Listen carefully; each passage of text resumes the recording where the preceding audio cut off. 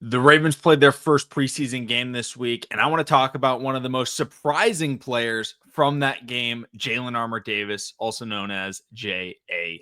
Now, if you didn't know, he talked to the reporters today along with Cheeto Awuzie and John Harbaugh. So I'm going to kind of talk about the things that they mentioned and really highlight Jalyn Armour Davis. Before I get into that, I want to say that we are going to be recording our podcast tomorrow. So please give us any questions you want us to answer, whether it's about rookies, veterans, contracts, record prediction, whatever question you have, Joshua and I will try and get to it. And those videos will be posted throughout the week as we prepare for our second preseason game this upcoming Saturday. So should be a lot of fun. Make sure to get your questions in. You can ask the questions on YouTube, Twitter, Instagram, TikTok, TTV Ravens on all of them. So get those questions in. We're also already past 5,000 subscribers. The new goal is 6,000 subscribers before the end of the year. So make sure to subscribe if you haven't already for daily Ravens content. Now, let's jump right into it. Let's talk about Jalyn Armour Davis, because Jalyn Armour Davis was drafted alongside Demarion Pepe Williams a couple of years ago. And when they were drafted, a lot of people were questioning whether or not they were the correct picks, because cornerback was definitely a need, right? We had Marlon Humphrey, we had Marcus Peters, but outside of that, the Ravens were really struggling to find who was going to be, their next guy, because Marcus Peters was starting to slow down. They knew they weren't going to have him forever. Marlon Humphrey, had, contract questions, whether or not he would be staying a Raven, which luckily he did.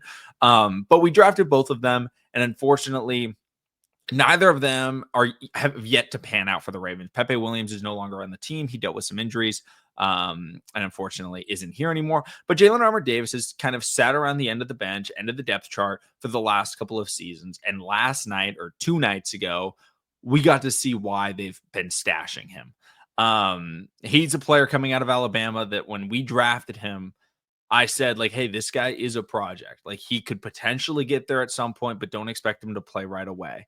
And, he didn't. And when he did play, his most notable play probably of his NFL career for most fans is going to be him guarding Tyreek Hill in that infamous Dolphins comeback game. He guarded him on one of his big touchdowns. There was a miscommunication with, I think, Marcus Williams on the play, but overall, that's kind of what people have seen as he's not a cornerback that you can trust. He's not a cornerback that you can put out on the field. And people don't want to see him there. And he's been battling, he's been working, he's been grinding. And this preseason game, which obviously I do want to point out, it's preseason. We don't want to put too much stock in it, but he did look very good, which is definitely a positive, because it's the first time that we've really seen those flashes that the Ravens have been looking for. Because Jalyn Armour Davis, the last couple of years, has been an eyesore for a lot of people watching the Ravens defense in preseason, in the regular season, whenever he comes in. But I'm here to say that that's not the case anymore. I'm really excited to see how he performs next week, because I feel like he's going to keep building upon the confident play that he started to show in this preseason. And that comes down to how he worked in training camp this offseason. He actually was getting a lot of praise, and in the joint practice against the Colts, he was also playing pretty well. And I know a lot of people will point out that A.D. Mitchell was going crazy, and some of those plays that he was going crazy on, he was definitely being guarded by Jalyn Armour Davis.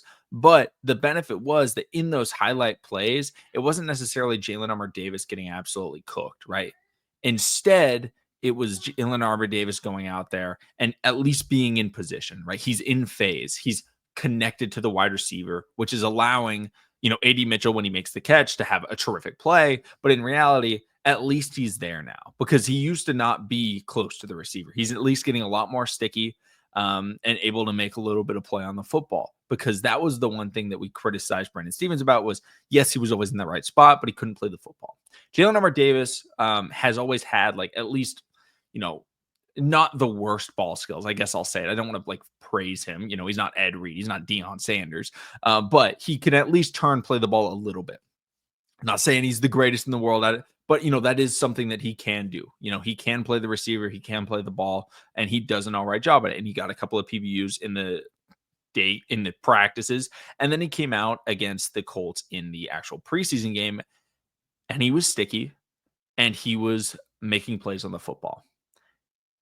2 things that you're looking for in a young corner. And it's really exciting to see the Ravens have depth at the cornerback position, because if you're looking at the Ravens depth chart, you've got Marlon, Jair, Nate Wiggins, Cheeto Awuzie, TJ Tampa, who currently is injured, but John Harbaugh said that it wasn't a major injury. And he played the entire preseason game essentially on Thursday. So maybe that's part of the reason why he was sitting out of practice today.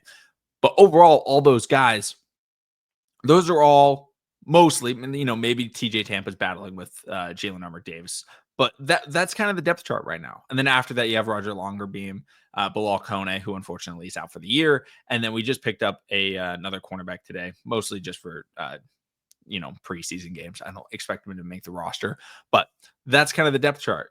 And it's good to see that the guy at the back of the depth chart, or who has been at the back of the depth chart, is finally starting to show flashes to where, hey, if there's a situation where he has to be on the field, he's at least showing signs of improvement. And that's beneficial for the organization. The other thing is, John Harbaugh was talking about him in his press conference because people asked about him. They like to ask about, the players that have press conferences later because Harbaugh goes first. And they asked about Harbaugh. And the one thing that he brought up was that he can play anywhere, which is valuable not only for him to find opportunities to get on the field, but also for the Baltimore Ravens, who love to utilize different pass coverage schemes and move players all around. Yes, Marlon Humphrey is our slot cornerback, but Marlon Humphrey can also line up on the outside. Nate Wiggins can line up on the inside on the slot. That's what he did when he forced his fumble on CeeDee Lamb. He was lined up against him in the slot, and he ended up getting he got beat by CeeDee, and then he forced the fumble on him. Jair can line up in the slot, not necessarily his biggest strength, but he can absolutely do it.